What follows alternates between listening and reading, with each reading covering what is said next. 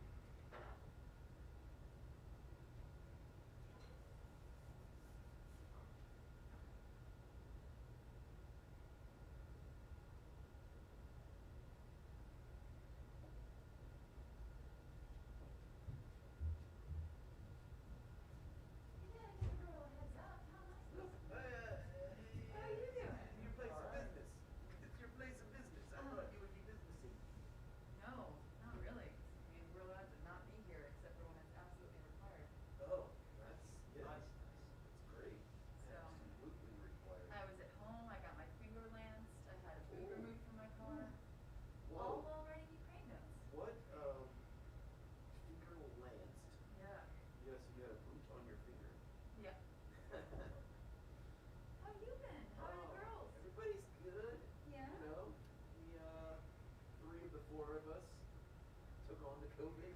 No. Yeah. When did that apparently happen? has like fucking lizard blood or something because this is. Well, the tinier you are, apparently, the less likely you are to get it. Right? So. We got exposed on Christmas Day. It was the ballet. Dude. The ballet. Oh, The ballerina sorry. from the Nutcracker was over on Christmas Day, and then on the 26th, she tested positive when she went that morning. And the girls danced on the 26th, and we were like, oh god. So like we went, everybody tested negative on the 26th, and then it was like the 28th and 29th, like we just had like a little tiny bit of congestion and a little bit of a sore throat. And we went down to Florida and visited relatives and stuff and came back, and it was like they were testing for school, and I was set to do a Pelosi interview on the 6th. And NBC's like, okay, anybody who's doing this interview has to go get like a same day PCR test. So I went and got it, and I was like, well, there you go. So like it literally came and went before I even knew I had it. That's crazy. Because you just exposed a whole bunch of people and they're on your way. Yeah, but in Florida, so it's fine. Everybody's doing it. Everyone's doing it. I feel like I'm the one person in the world who took COVID to Florida. Usually you bring it home. But I mean, the timing worked out perfectly.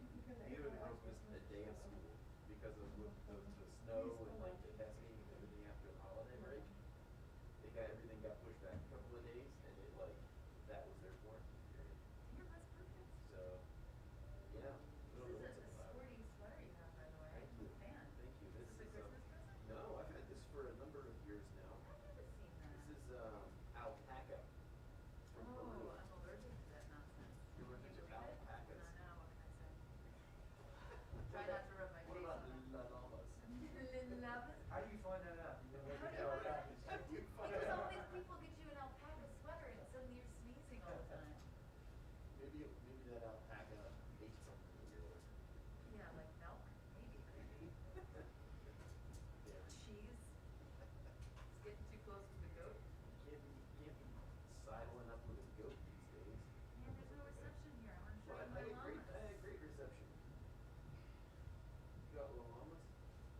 I visited llamas. I had Where? a whole fun Whereabouts? time with the llamas. Where they got llamas? Virginia.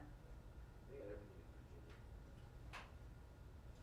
And Instagram sold my photo. Oh, I'm sorry. What? They did. I saw it in an ad. Without your permission? Somebody took it and sold it. Oh, look at that, dude. Isn't that a great photo? See? Awesome. They got it back. And then all of a sudden, there it was in an airport, and there was my photo. And I was like, what? I would contact that photo. somebody. Somebody stole your work.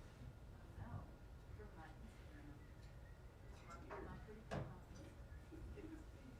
I'm gonna show the photographer. They It's so got nice. I was just looking for my llama picture. Look at that. Oh, that's pretty good, yeah. I mean, they're so smiley. Does the picture make you kind of eyes start watering? and Oh, itchy? yeah, absolutely. Just my image. Anyway, this is my kid's TV. Oh, she is? That's where I want to be. Where is that? Oh, God. Tender desert. When Ned starts reading from the telephone, they're going to stand up and do it. Good plan. Good plan. See what he says. Okay, well, nice to see you. Nice to see you. Sorry to hear about your troubles. I had no troubles. I got extra week off of work. That's true. I turned my camera on one time from December 14th until January 12th. So jealous. Yeah, it worked out. It worked out. I haven't gotten it yet, so we'll see. Well, yeah, I know where you could probably find some. I know.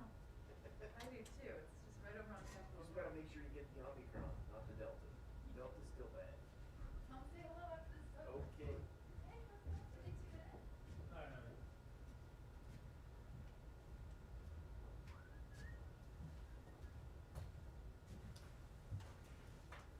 Hey Tracy. Hey, how are you? Good, how's it going? Good. We missed you in Europe. I know, I really wanted to go, but was that and infect all of you? kind of amazing nobody seems to have got COVID Yeah, on this trip. knock on wood.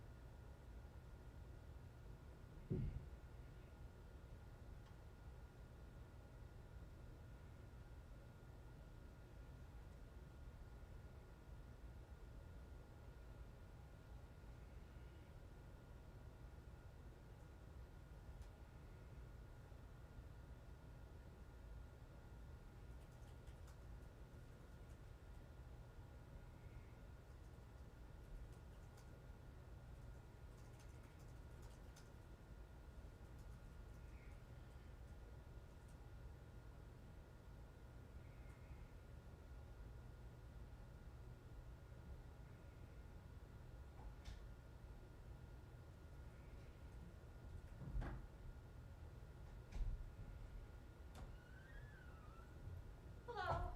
Just wanted to let you know we have a slight delay with the start of the briefing, so thanks for your patience. Hopefully we'll be starting just a little after 3. And I need to get this. Sorry, excuse me. Hello?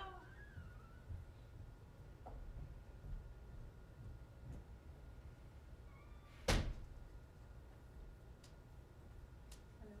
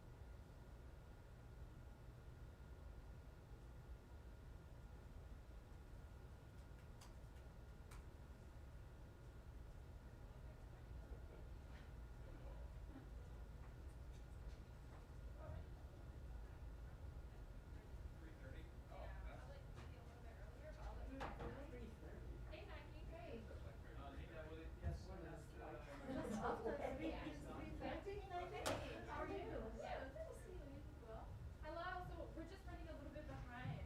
Is that Tracy? Hi, It Tracy. sure is. So we're looking at 3:30 whenever the secretary's event is over.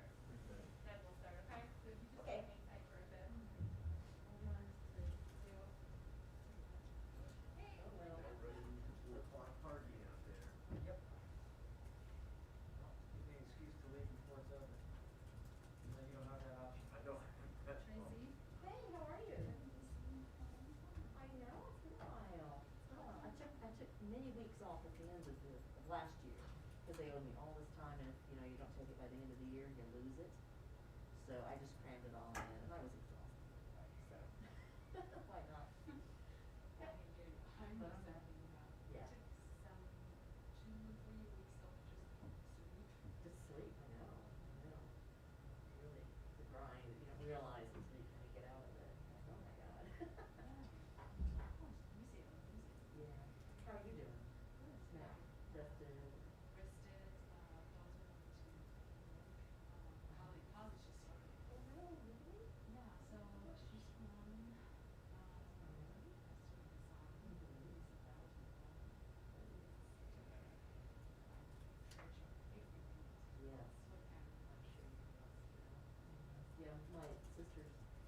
two of her two girls went off college. Actually, one technically went off last year, but didn't go anywhere because it was virtual, but this year they both left at once.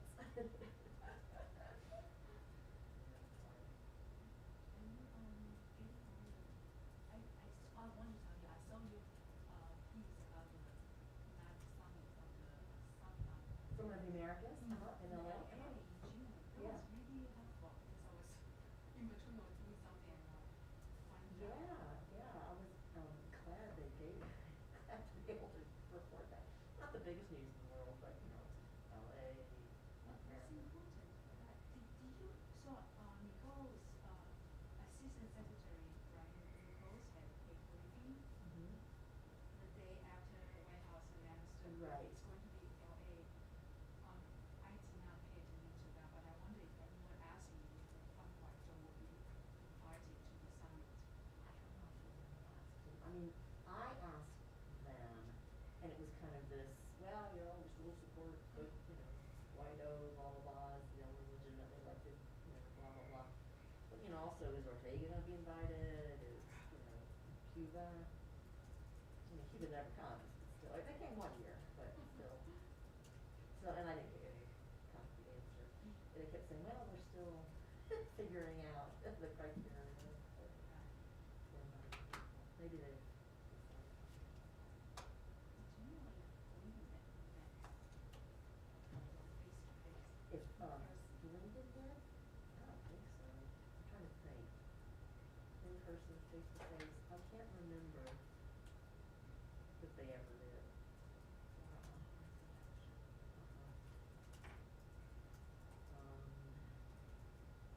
Maybe some of the other Boulder people did, but I don't remember if it.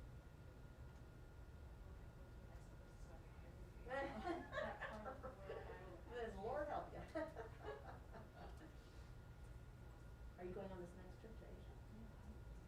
Yeah, Yeah. Or did you go to Europe? Or to? no, You did just, not. I would like to just focus in one continent. Yes, I understand. I understand. Well, this next one will be good for you too. Good for us and us as well. Yeah. Okay. All right. Hey, good to see you. Happy New Year.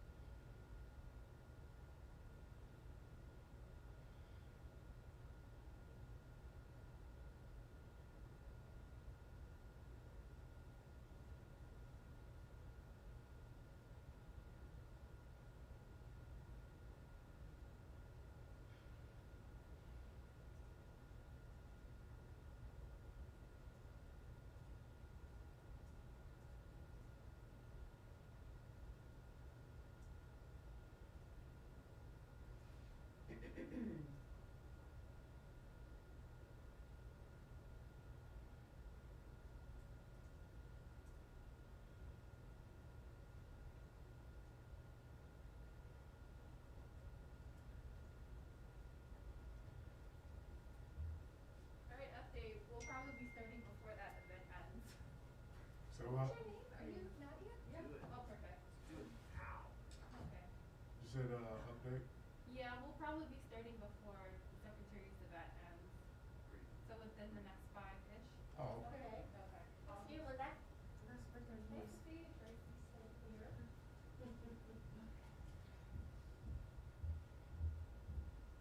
Well, that's a little better.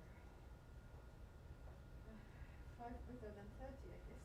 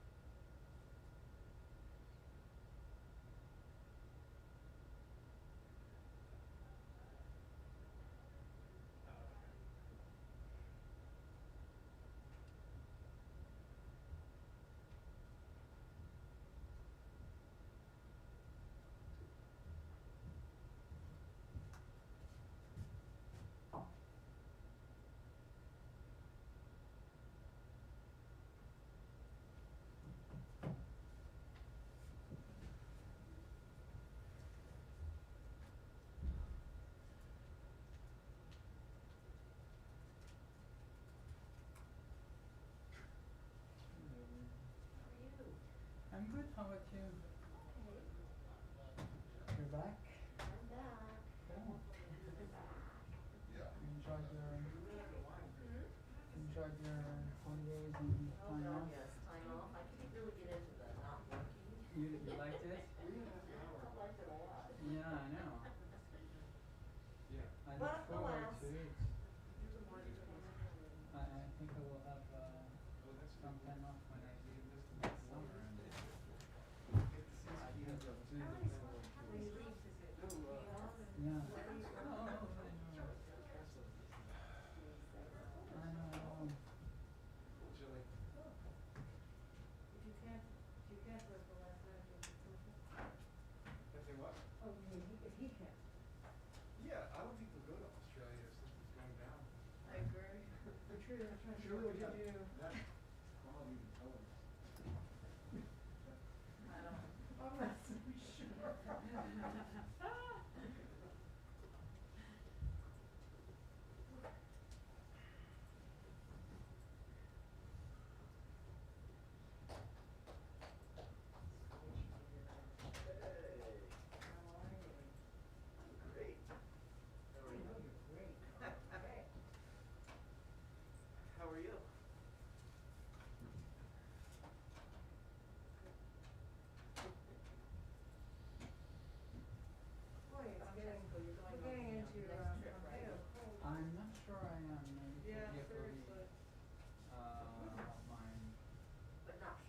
No, not Sean, Yeah. because he will be on leave Leave.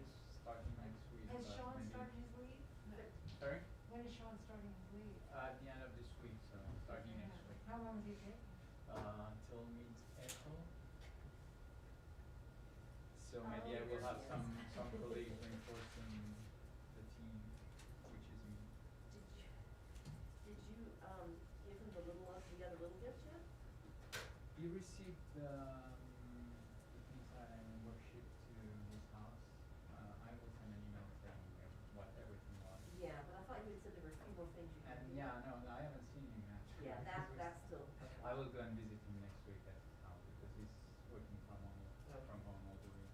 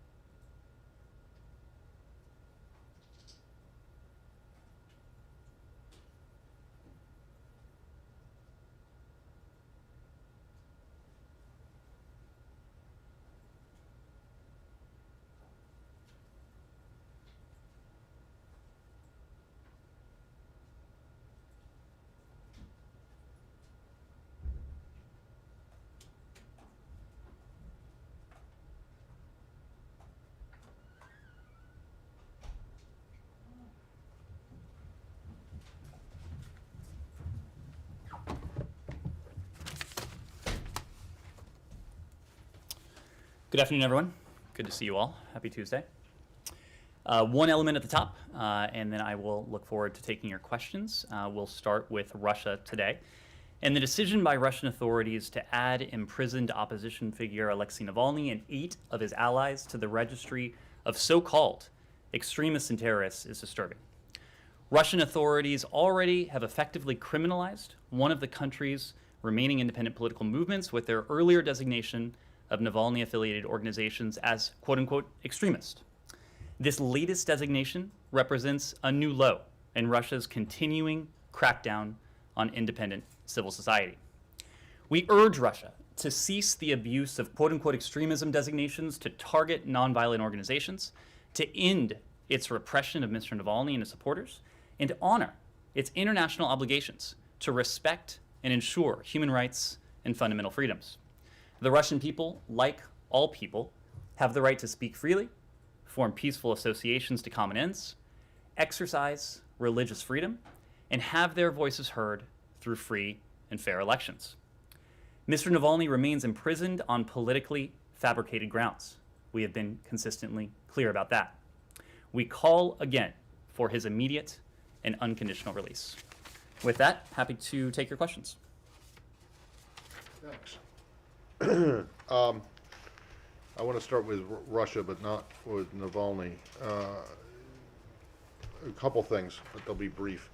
One, do you have any timeline now? The White House punted to you guys when they were asked when the written response was going to be sent to Moscow. Do you?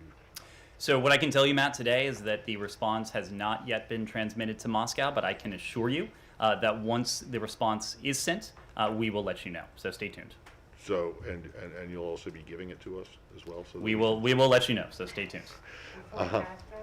We will let you know All right. on a timely basis. Secondly, yesterday, I believe you said something about how over the course of the past week or 10 days or so, in terms of formulating what the response is going to be, that you were consulting with NATO allies, European, partners and allies.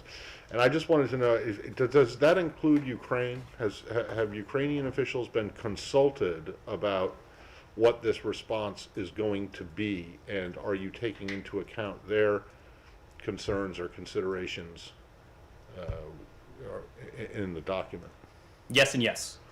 We have been consulting extensively with our allies and our partners, and of course, when it comes to the latter category, that includes Ukraine. We have not only informed them and given them a preview of what will be in this report, but we have actually explicitly solicited their feedback and incorporated that feedback into our report. So there will be no surprises. There will be no surprises for NATO. There will be no surprises for our European allies. There will be no surprises for our Ukrainian partners. And there'll be no surprises for us or the Russians either? We have been also very clear with all of you, because you have heard us consistently say what the areas where diplomacy and dialogue may prove fruitful and viable, and the areas that are just non-starters. I take it from your questions that there's a perception that we have been less transparent than, or might be less transparent than the other side, than the Russians in this case. What I would say is that the Russians have held out one criterion, and that is their demands when it comes to NATO and open door, and we've been very clear about that. But we have also been very offensive missiles, whether it is transparency of offensive missiles, whether it is transparency, whether it is exercises, whether it is broader arms control measures, where if done on a reciprocal basis, there is the potential to enhance collective transatlantic and broader security. Those are areas where we've been very clear that we're willing to engage in dialogue. We have been consistently transparent with all of you, just as we have conveyed this very clearly and consistently to the Russian Federation. Well, there wasn't any implication in my question, but let me just ask this. I mean, is there going to be anything in there that the Russians aren't already aware of that are your positions?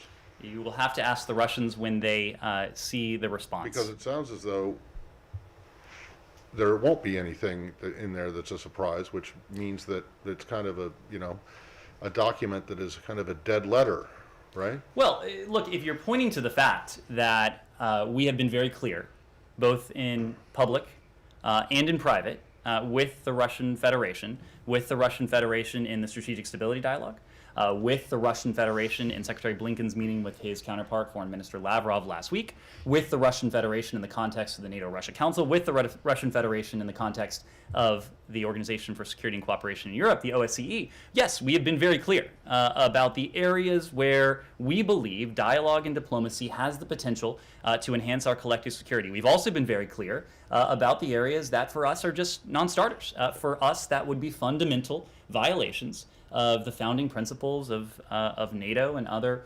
foundational security instruments that have protected, enhanced, promoted unprecedented levels of security, stability, prosperity for the past 70 years. So you will have to ask the Russians for their response once they see our written report, but you are correct in one regard. We have been very clear and consistent about areas where diplomacy and dialogue may be fruitful, and areas where we are sincerely and steadfastly interested in engaging in that diplomacy, and areas where, for us, it's just non-negotiable. Last one. This morning, one of your colleagues over at the White House on a background call said that if it gets down to the point where you're going to impose sanctions, quote, "we'll start at the top of the escalation ladder and stay there." And I'm just wondering, is that a wise thing to do, to start at the very top, so that the only thing more that you could do would be some kind of military action? Let me take a step back and answer that question this way. First, you have heard from us consistently. You've also heard this consistently in the category of things we've been consistent about, that if any Russian forces move across the Ukrainian border, if there's a renewed invasion, it will be met with a swift, severe, and united response, not only from the United States, but also from our allies and partners. We have spoken consistently about the fact that swift, severe, and united response will be unprecedented, that it will entail measures that we intentionally eschewed in the past, including in 2014 when Russia last invaded Ukraine. But it also will be unprecedented in its approach. And this is the point that you were getting to, Matt. It's the point that one of my colleagues made this morning. My colleague said that, and you quoted it partially, the gradualism of the past is out, and this time will start at the top of the escalation ladder and stay there. My question is this. So if you're at the top of the escalation ladder and something else happens, you don't have any further to climb on the ladder. You either fall off or I guess maybe you jump onto the roof Matt, if the ladder is attached to something. But I don't understand. Is it smart to start at by going all out with nothing left in reserve? I mean, are you saying that whatever you guys should it become necessary, that whatever you guys will impose in terms of sanctions can't be topped? You have to recall, because if they can be, and if there are steps that you're not going to take, then you're not starting at the top of the escalation ladder. a couple points. One, you have to recall what this is about and what's at stake here. If this swift, severe, and united response goes into effect, and let me be clear, we hope it need not have to. We hope that dialogue and diplomacy can help us find a way out of this, help us find a way to de-escalation and ultimately to a peaceful resolution of this Russian aggression. But if we get there, what we will be talking about is a renewed Russian invasion of Ukraine. And the stakes of that, as we talked about yesterday, are important in the context of Ukraine, of course, a close partner of the United States, a sovereign, independent country itself. And that, of course, is important to us. It's important beyond Ukraine as well. What should be inviolable rules of the rules-based international order would come under assault. They would be undermined. They would be potentially eroded if the international community were not to take drastic steps to show Vladimir Putin, to show the Russian Federation that this is not the kind of action that can be tolerated in the 21st century. These are the kinds of actions that we sought to relegate to the dustbin of history after the Second World War. And if Vladimir Putin thinks that renewed aggression won't be met with severe, swift, united response, he would be wrong. There's another point here that I think is important, though. Even in the current phase, even in recent weeks, we have seen financial markets price in a greater risk premium into Russian financial assets amid the increasing movement of troops. It is not just us that is warning of this swift, severe, and united response. Financial markets, private sector actors are taking note. The Russian ruble recently hit its weakest level in over a year versus the dollar. And it's the worst performing emerging market currency so far this year. Russian sovereign borrowing costs in terms of the 10-year bonds, they have increased to their highest levels since 2016. Russia's stock market has sunk to its lowest levels in a year. But the other point, and market participants know this, is that what we're seeing now is nothing compared to what would befall the Russian Federation, the Russian economy, if Russia's invasion were to go forward. To your point, Matt, I just want to be clear about this. This is not about punishment. This is right now about deterrence. We are seeking to do everything we can in the prelude to what could be additional Russian aggression to deter a further Russian invasion of Ukraine. That is why it behooves us to be crystal clear with the Russian Federation, with Vladimir Putin, about the severe costs and consequences that would befall him, that would befall his country if he were to go forward with this. It doesn't do us any good to pull punches, to be ambiguous, to be obscure in terms of what we're talking about. And for more than 2 months now, we've tried to be very clear about that. Andrea. A couple of things. Francis Macron said today that he will be talking to Vladimir Putin on Friday. Is that helpful? Does that undercut the U.S. Lavrov talks or any talks at a higher level, where mixed messages could be conveyed? Germany, to my knowledge, based on what German officials are saying, have not yet authorized the Estonian transfer of artillery. Is the delay in making that decision tantamount to banning by not getting it there potentially? Tantamount to? Is that tantamount to not approving it because of the delay? And the Ukrainians, are saying, Zelensky said to his people, nothing is imminent, you can sleep, don't pack your bags, don't worry. How does that, how do you synchronize that with the warnings from the White House that an invasion could be imminent, could come at any time? Is there a disconnect between us and the Ukrainian government in terms of our approach? There are reports, in fact, from the ground that Ukrainians feel left out of the diplomacy, despite all of your, the Secretary's visit last week and all of your arguments that nothing about Ukraine without Ukraine.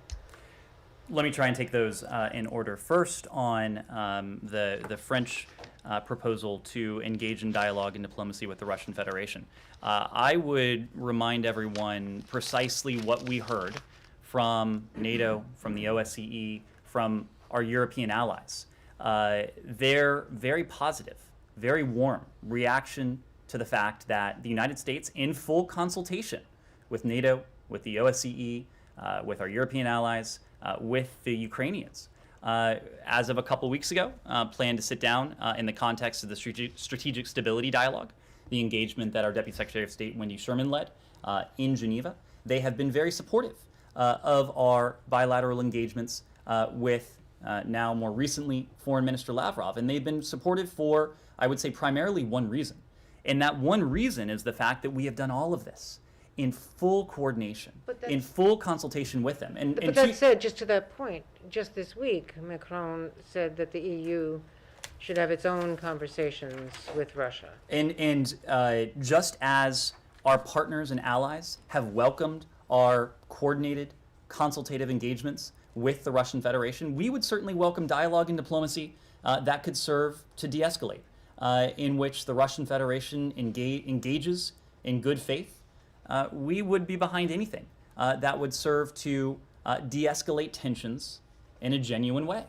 That is precisely why we have engaged multilaterally and also bilaterally, again in full consultation and coordination with our partners and allies, with the Russian Federation. There are two paths. You've heard us say this before. There's the path of diplomacy and dialogue. There's the path of defense and deterrence. We are pursuing both paths simultaneously, knowing that we have to be ready for either decision that Vladimir Putin makes. And we know the fact that our allies and partners are engaged in diplomacy and dialogue, to us that's a good thing. But it is incumbent in all of this on the Russian Federation to take steps to demonstrate that dialogue and diplomacy are viable, that they are a means to an end. This is not talking for the sake of talking. This is talking, sitting down in a principled, clear-eyed way in an effort to de-escalate tensions and peacefully resolve what the Russian Federation has needlessly provoked. We're engaged in that. Our allies and partners are engaged in that. We're engaged in that together, multilaterally, through NATO and the OSCE. When it comes to our German allies, we talked a bit about this yesterday. We were in Berlin last week, and the Secretary had an opportunity to speak to Chancellor Scholz, had an opportunity to meet with Foreign Minister Baerbock. The Foreign Minister was asked almost precisely this very question, standing next to Secretary Blinken, and she spoke in detailed terms about the important forms of support that our German allies are showing to our Ukrainian partners. And I say our because They are close partners of both the United States and Germany, not to mention all of the NATO allies. So different allies are contributing different elements to this effort to reassure, to reinforce, to deter further Russian aggression. The key is that all of these forms of support are reinforcing. So whether it is the fact that the United States, for our part, has provided more than $650 million in security assistance in the last year, the more than in any previous year in history. Whether it is the fact that Secretary Blinken himself has expedited and authorized the third country transfers that you have spoken to, whether it is the reinforcements that my colleague at the Pentagon has spoken to in recent days, we are making important contributions not only to the defensive security needs of Ukraine, but also to the reassurance efforts when it comes to NATO's so-called eastern flank. Our allies are very much doing the same. Different allies are contributing in different ways in a way that is mutually reinforcing. And then finally, your question about what we're hearing from our Ukrainian partners. Look, I would make the point that now is not the time for panic, now is the time for preparation. That is precisely what we're doing. We have been clear about our concerns. We have been clear about the depth of those concerns. You all know why, you all know our reasoning. That reasoning is clear, given what we're seeing on Ukraine's borders, what we're seeing in what should be an independent sovereign country of Belarus, with the Russian military buildup there, what we're seeing with preparations for potential hybrid operations. All of this is cause for concern, but certainly no one is calling for panic. But just to follow up, because precisely I didn't get an answer on Germany. Different countries participate in different ways. Is it helpful if Germany prevents Estonia from helping to arm Ukraine? Or does it undermine the unity of the alliance? The alliance is united. There is no question about this. The alliance is united. You have heard this in the form of communiques and statements from the alliance itself. You don't have to. You don't have to take my word for it. But why would Germany stop artillery from going to Ukraine? Countries from a third country. Countries have different authorities, different norms, different traditions. This country, what I can speak to, is what we're doing. And what we are doing is providing unprecedented levels of defensive security assistance to our Ukrainian partners in a way that we've done in the past, just on a scale that is unprecedented. Did the U.S. object to them imposing this ban?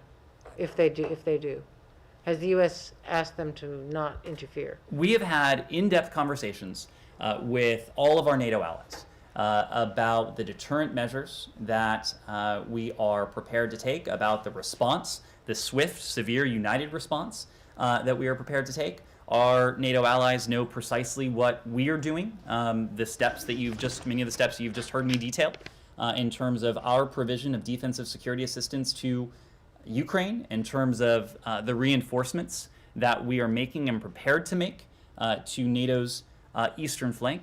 Different NATO allies are contributing in different and meaningful ways. Francesco. Thank you. Just to follow up on Andre's question on Macron's engagement, you're saying that everything you've done was made in coordination with your partners and allies. Would you say that Macron talking with Putin is done in coordination with the U.S.? Look, the level of coordination between our French allies and the United States has been excellent. I think our French allies would say the same. As you know, there even in recent hours have been very high-level discussions. So these conversations, these consultations have been constant and consistent. So we feel that we have a good sense of what the alliance, what our allies are doing, and we know that we've been fully transparent with our allies and partners. So just the coordination and communication was better than it was over AUKUS? Was that a question, or was that a jibe? Just a quick one. On the president said during his press conference, he kind of acknowledged that Ukraine is not going. It's not very likely that Ukraine is going to join NATO in the next upcoming years. Is this an acknowledgement you're ready to put in your written response? It's just saying we don't shut the doors, but it's not likely that Ukraine is going to join in the upcoming future. Francesca, we've consistently made the point when we talk about the foundational, inviolable principles, one of them, when it comes to European security, is the right of sovereign nations to choose their partnerships and alliances in any way that they see fit. It is written into NATO's charter that countries can aspire to join the alliance. Of course, there are a set of membership requirements. Those membership requirements are clearly spelled out, clearly delineated. It is the obligation and responsibility of each aspirant country to be in a position to fulfill those requirements. But NATO's door must always remain open to those aspirant countries that fulfill those requirements. That wasn't my question. My question is, are you ready to take the quote from President Biden in his press conference? The likelihood that Ukraine is going to join NATO in the near term is not very likely. Are you ready to take that quote and put it in your written response? An open door is an open door. That door will always be open. We're not going to take any move. We're not going to say anything that would. The president just did. I don't think the president did. I think the president said exactly what I reiterated just now. That NATO accession is predicated on a set of requirements that each aspirant country must fulfill. Kelly. Just because we're focused on this written response right now, I know you aren't going to preview exactly, what this is going to say, but for our expectation purposes, will this written response speak in broad terms that you have already made very public about the ideas that the U.S. sees for the U.S. and Russia potentially working together on strategic, stability and the like, or will it have specific ideas, specific proposals that are on the table for negotiation's sake? I think the answer to that is both. We've been very clear about the areas in which there may be some utility and where progress can be achieved when it comes to enhancing transatlantic security, when it comes to enhancing collective security, when it comes to addressing some of the concerns that Russia has put forward. And so in the discussions with Foreign Minister Lavrov and the discussions with Deputy Foreign Minister Ryabkov and the discussions at NATO and the discussions with the OSCE, there have been broad, high-level discussions about various principles, including the principle we've just discussed here. But then there have also been more tactical discussions, discussions about the placement of missiles, discussions about reciprocal steps vis-a-vis exercises, about confidence-building measures, about transparency, about broader arms control. So the universe in which we can engage diplomatically, or at least in which we can engage diplomatically and potentially achieve some progress, we've outlined what that universe looks like. The Russians know that. We've done that together with our allies and partners, and the written response will do that as well. Sorry, just so you said you outlined that, right? So are we expecting that there should be a bit more filled into that outline in this written response than we have seen publicly? What the written response will reflect is what we have said, and that is the fact that there are certain areas that for us are non-starters, and there are other areas where dialogue and diplomacy has the potential to enhance collective transatlantic security and also account for some of the concerns that Russia has made. I don't want to get ahead of a report a written response that we haven't formally transmitted yet.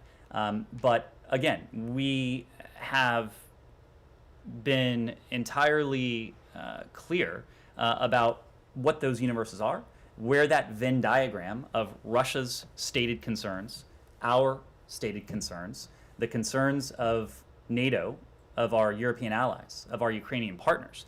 We've been clear that there is an overlapping element of that Venn diagram. And that's what we're talking about here in terms of pursuing dialogue and diplomacy on the path towards de-escalation and hopefully a peaceful resolution of this needless Russian aggression. That is a proposition we're prepared to continue to test. We'll have to see how the Russians respond, what the next steps might be, but the next step will be transmitting that response to the Russian Federation. Yes? Thank you. Just to be clear, your answer to Francesco was no. You will not be including a characterization of the likelihood or not of Ukraine joining NATO. You said open door is an open door is an open door. And so I would say a couple things. One, an open door is an open door. Two, our response to the Russian Federation was drafted and is being drafted in full consultation and coordination and transparency with our European allies and Ukrainian partners. But it is a U.S. response. So it is not for the United States to speak to NATO's posture in any written response that we put forward. So I think for a couple reasons, that is not the kind of thing I would expect to see in any written response from the United States. Okay, when you talk about it not yet being transmitted, are you also saying it's not yet fully drafted, even though, because you keep saying that you're consulting still, even though you also are saying that it's everything we already know and have said, so you are still drafting, as well as not having. I don't want to characterize its state of completion. I will say that Secretary Blinken was clear that it will be transmitted this week, so I would just say stay tuned. It will be a Just State wanted to ask- Department response, or? It will be a U.S. government response. I just Well- wanted to ask, you and your colleagues sometimes talk about Diplomacy and dialogue on the one side, defense and deterrence on the other. But with President Putin kind of deciding in the middle, like some kind of magic 8-ball or something. But we're seeing signs on the ground. You mentioned the MOEX stock exchange, the ruble weakness. We've seen troops going into Belarus. We've seen NATO directing troops toward its eastern flank. Does that mean that the scope for diplomacy has narrowed? What it means is that we haven't seen the de-escalation that is necessary if diplomacy and dialogue is to prove successful. We've been very clear that, as we always are, that there is not a precondition for dialogue and diplomacy, but there is a precondition for that dialogue and diplomacy moving in the right direction. And moving towards the end state that we hope to see, and that precondition is de-escalation. Is it moving in the right direction or the wrong direction? I mean, things rarely stand still in this world. Well, I don't think that we've seen any concrete indications of de-escalation just yet. Yes? Anything else on Russia, Ukraine? Sure. You were talking about the unity among allies. I wonder if you wanted to respond to the Croatian President Milanovic, who said Croatia would in no way be involved in this crisis if it's escalated, and they will, he specifically said, we will recall Croatian troops from NATO deployment. So, what is there real unity among your allies on this? I think you have seen the unity that has been expressed in formal statements from NATO, from the G7, from the OSCE, from the European Commission, that speaks to the unity that we have forged, not in recent days, but really in over the past couple months. This is something that we have been hard at work at since we first started speaking to this in early November, if I recall. This is something that, as the information picture has developed, we have consistently shared information with allies and partners. We have engaged with our allies and partners in any number of fora, both in person, whether it was last month at the G7, whether it was at the NATO ministerial, whether it was at the OSCE. We have done so over the phone as well, video conferences, well over 100 engagements as of earlier this month with our European allies and our partners as well, of course, including Ukraine. And that extends to last week when we were again in Kiev We had an opportunity to meet with President Zelensky, had an opportunity to meet with Foreign Minister Kuleba, and that engagement has continued since. Of course, the Secretary has had an opportunity to speak to the Foreign Minister after his meeting with Foreign Minister Lavrov to back brief him on that engagement, because again, we are operating with a core principle in mind, and that is nothing about without. Nothing about Ukraine without Ukraine, about Europe without Europe, about NATO without NATO.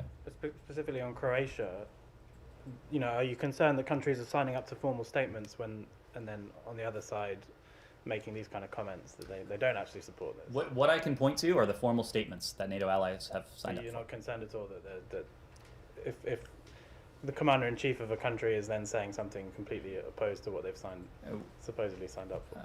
Documents are a physical manifestation of the commitments that the allies have made. I can point you to those documents. And if it comes to, John Feiner, Deputy National Security Advisor John Feiner has said that NATO will make decisions about possible troop movements. You talked about there's no daylight on the sanctions response, but what about on potentially deploying NATO troops? Are you concerned that there isn't the same level of unity, perhaps, when it comes to that military aspect on the eastern flank, not Ukraine? Well, the alliance has been very clear, just as the United States has been very clear about our commitment to reassure, to reinforce the eastern flank, certainly if there is renewed aggression, if there is a military invasion. But as you heard us say yesterday, we've never said that even in the absence of that, we wouldn't take prudent steps to provide that reinforcement and reassurance. But I will leave it to the NATO alliance to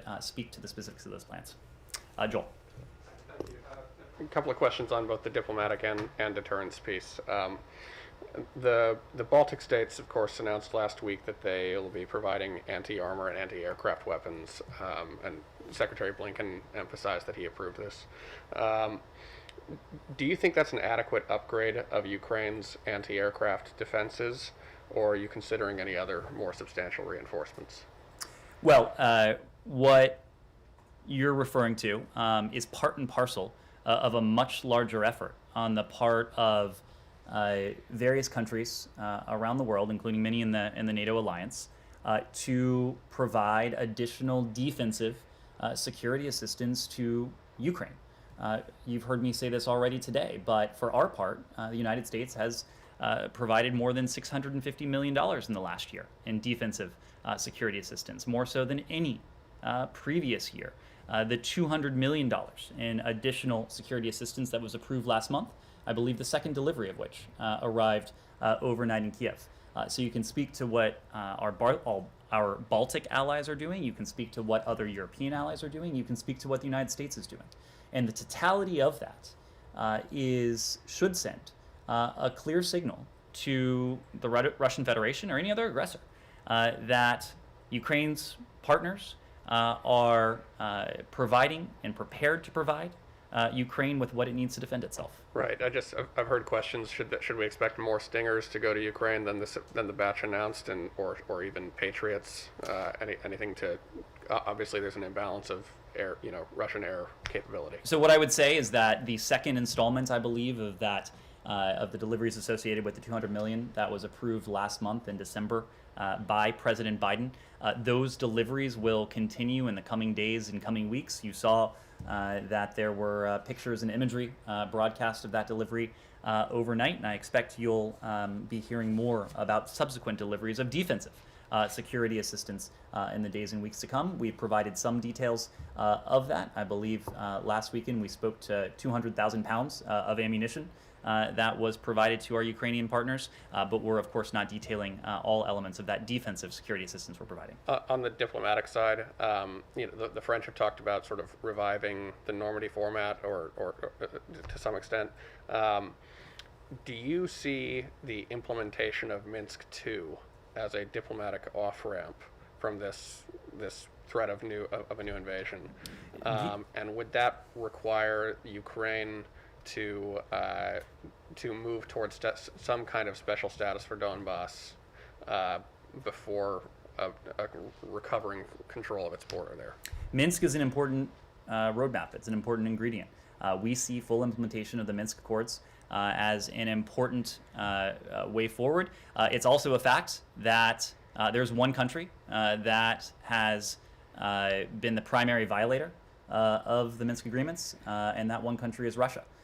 You heard Secretary Blinken in the OSCE in Stockholm last month delineate, almost line by line, the various elements of those agreements that the Russian Federation has not lived up to.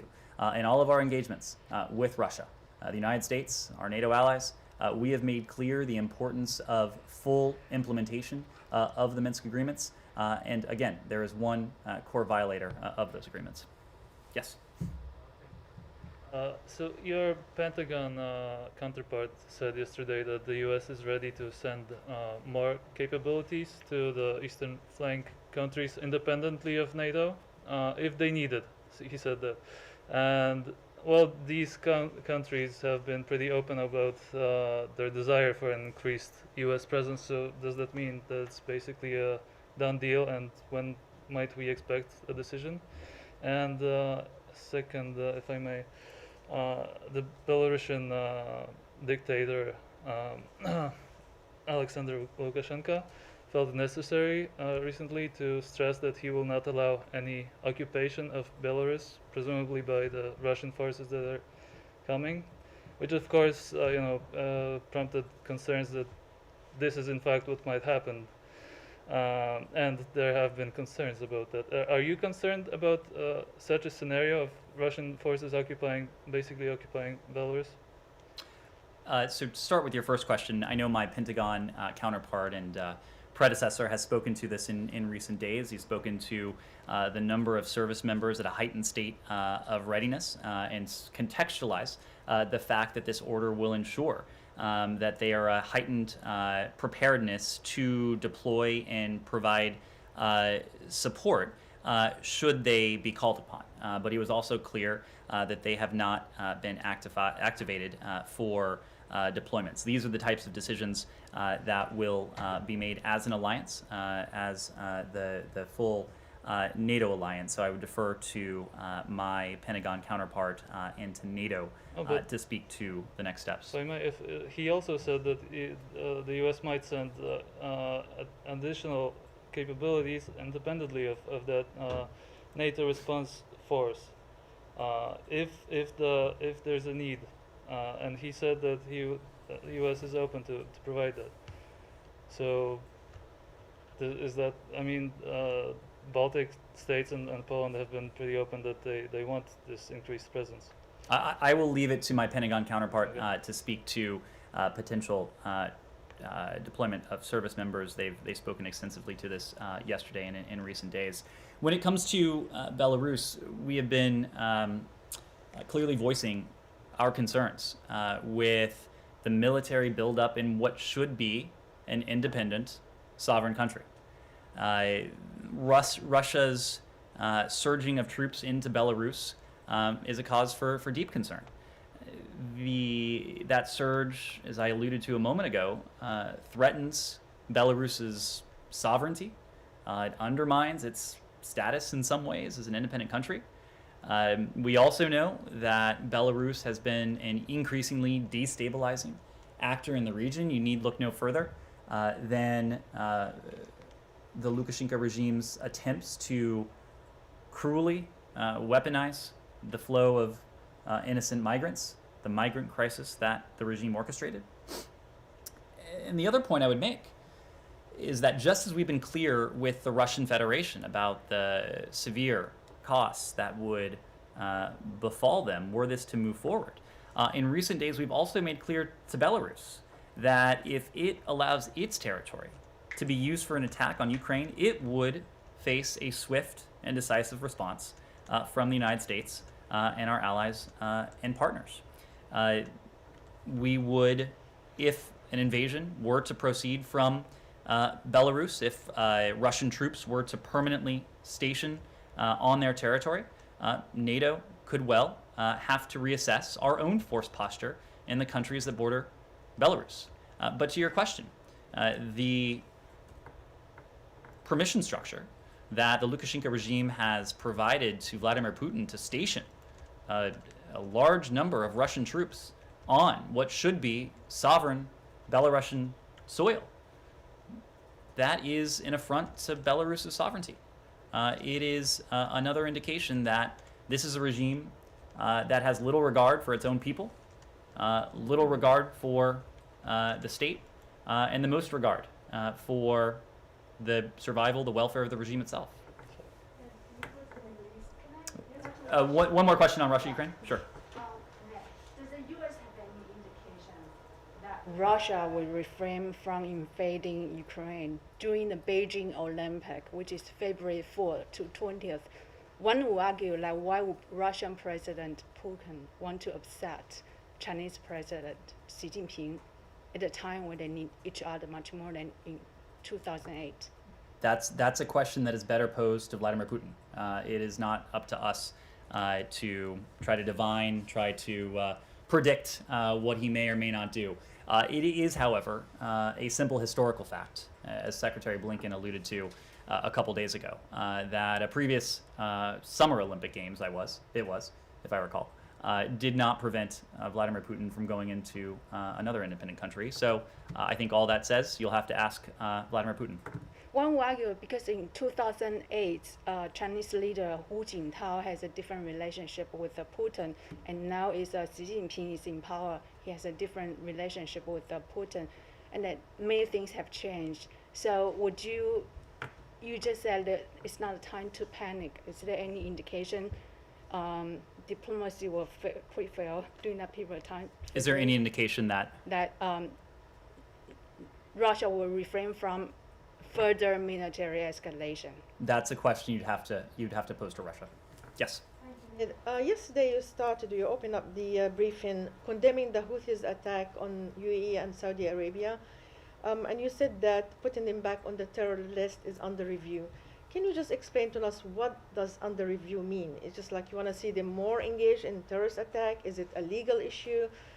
What does it mean? And some reports indicating that both the Pentagon and the CIA are actually agreeing that they should be put back on the terror list because they threaten international water, world economy, etc.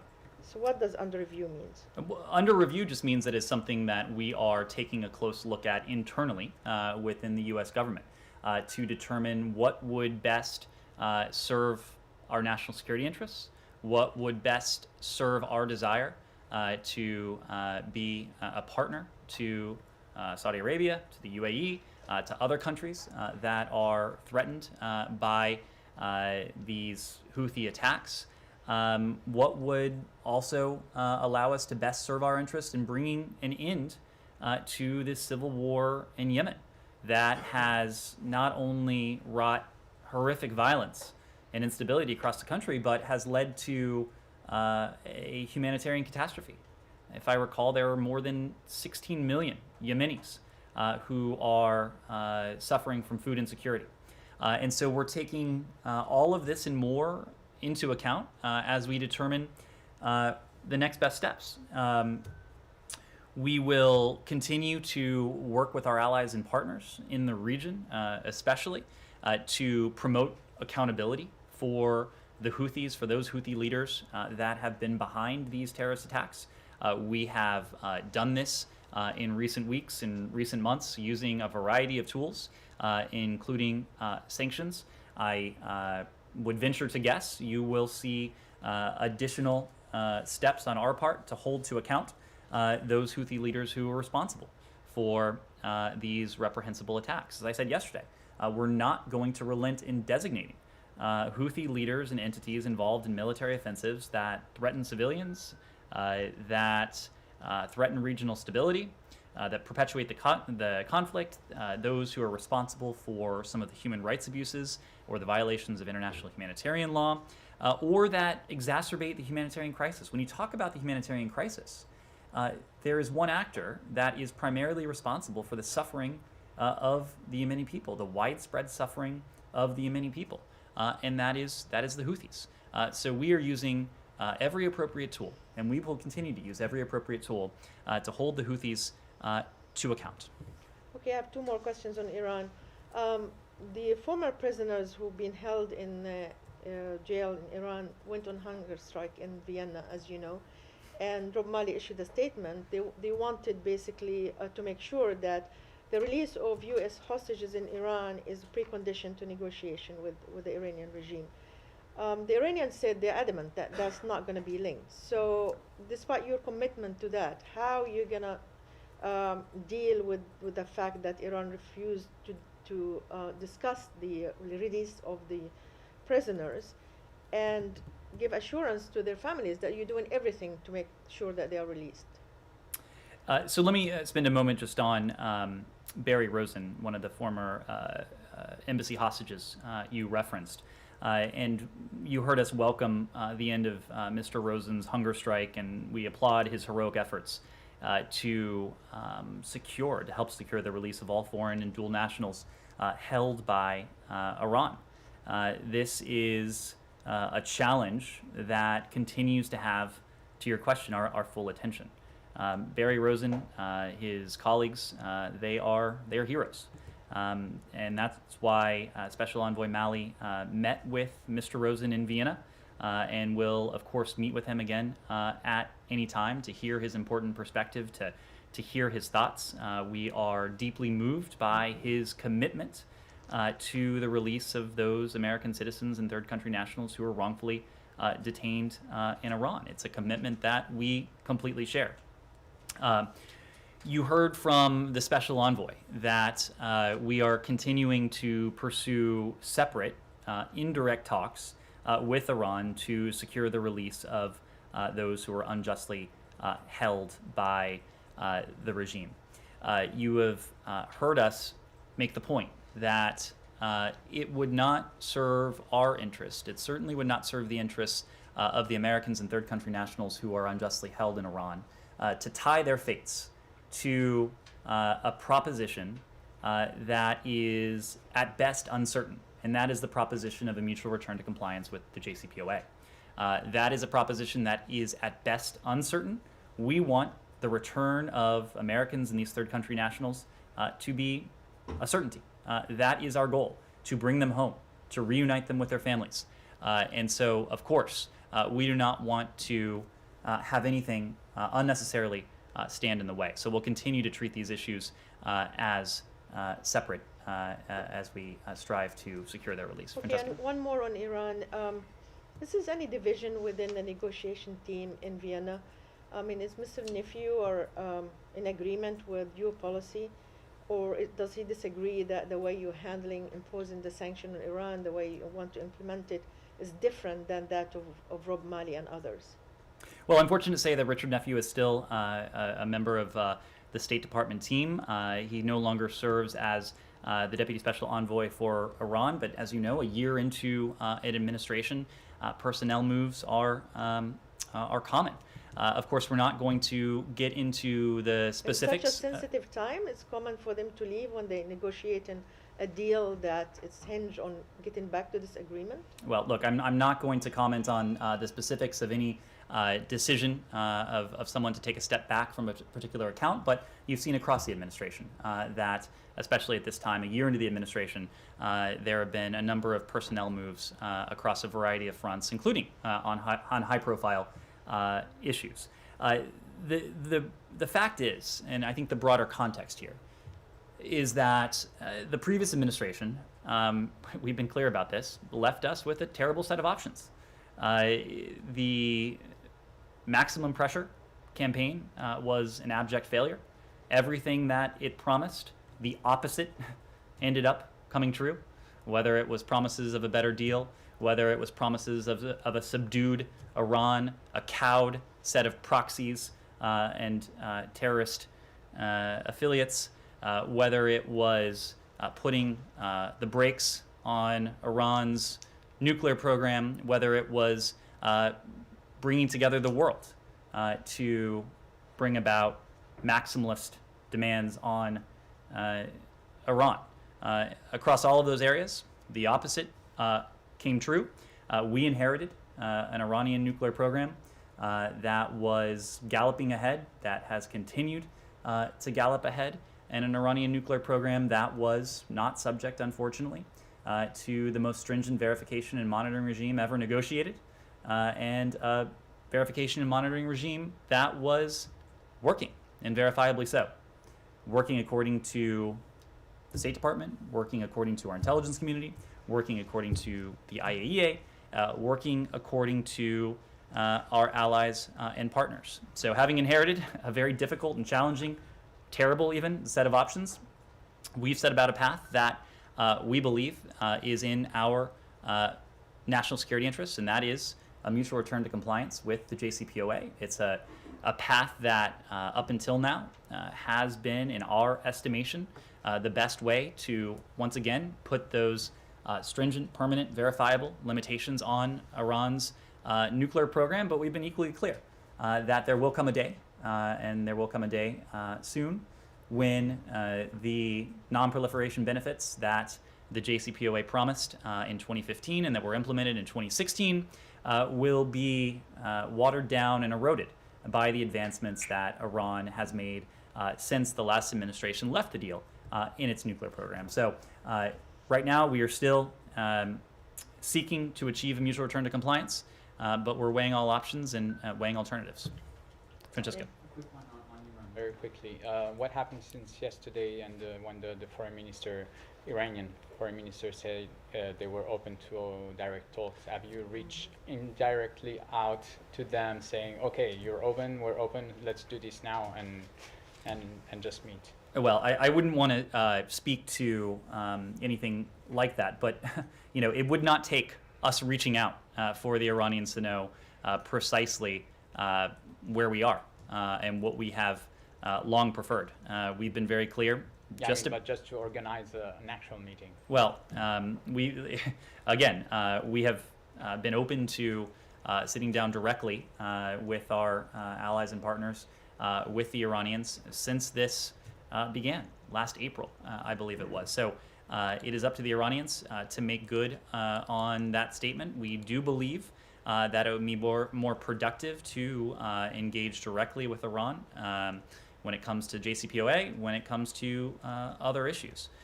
It would also enable more efficient communication, and that is what we need, especially at this moment, when we have precious little time left in an effort to try and salvage or to effect a mutual return to compliance with the JCPOA. So nothing else happened since yesterday on that? Nothing else to announce. Can I go to Egypt real Sure. quick? So back in September, the Secretary made this designation that he was going to withhold, or that the U.S. was not going to spend this $130 million foreign military financing unless Egypt met certain conditions. A couple hours ago, several Democratic Congress people wrote to the Secretary asking him not to certify that those conditions have been met. And I don't know if such a determination has been met, but I do notice that just a few minutes ago, you guys announced $2.5 billion in arms sales to Egypt. Is any of that $2.5 billion part of the $130 million in foreign? I mean, that $2.5 billion is astronomically more than $130 million, right? So Matt, you won't be surprised to hear me say that we don't comment on congressional correspondence. We don't have anything new to announce when it comes to the FMF and the decision that was made in September that you referenced. What I can say now is that we may have more to say in the coming days, but what you've already heard us say remains the case, that we remain committed to engaging with our Egyptian partners on human rights. Okay. We have consistently emphasized that our bilateral relationship would be strengthened by tangible improvement in respect for human rights and fundamental freedoms. So you can't say whether this $130 million is part of the $2.5 billion? If we have anything to add on that, we'll get back to you. Well, then I just want to, what is the point of withholding $130 million in foreign military financing when you're just going to turn around and sell them $2.5 billion in weapons? Matt, if we have anything to add on that on the report you're referencing, we'll let you know. It's a report. It's an announcement from PM. Let you know. Sure. Made any progress on human rights in the last year? We have spoken to steps that have been welcomed, that we have welcomed, but this is a dialogue that is ongoing, and we've consistently made the point that as we have seen progress on individual cases, that additional progress across the board would only serve to strengthen our relationship. Our relationship with Egypt is fundamentally important across any number of realms when it comes to regional security, when it comes to counterterrorism, and so of course we would like to see that relationship strengthened even more, and one way to do that is additional progress on human rights. Yes, Andrea. 2 more cruise missiles, 5th launch in 1 week from North Korea. Do you have a new policy to try to get them to answer your messages? Well, not yours personally. You have heard us speak to our approach to the DPRK. It is a policy that was formulated in the early days of this administration that we developed in close coordination with our allies and partners, especially the ROK and Japan. We've had a number of engagements with them in the trilateral format, knowing the importance of trilateral cooperation when it comes to that ultimate goal, and that's the complete denuclearization of the Korean Peninsula. We have also been very clear about our intent. Number one, we have no hostile intent. We harbor no hostile intent towards the DPRK. We are open to dialogue. We are open to diplomacy. We think dialogue and diplomacy is the most effective means to help us reach that overarching goal, and that's the complete denuclearization of the Korean Peninsula. If you're referring to the reports overnight, we are still assessing with the ROK in Japan. Those reports, I don't have any further details to add at this time, though. Thank you all very much.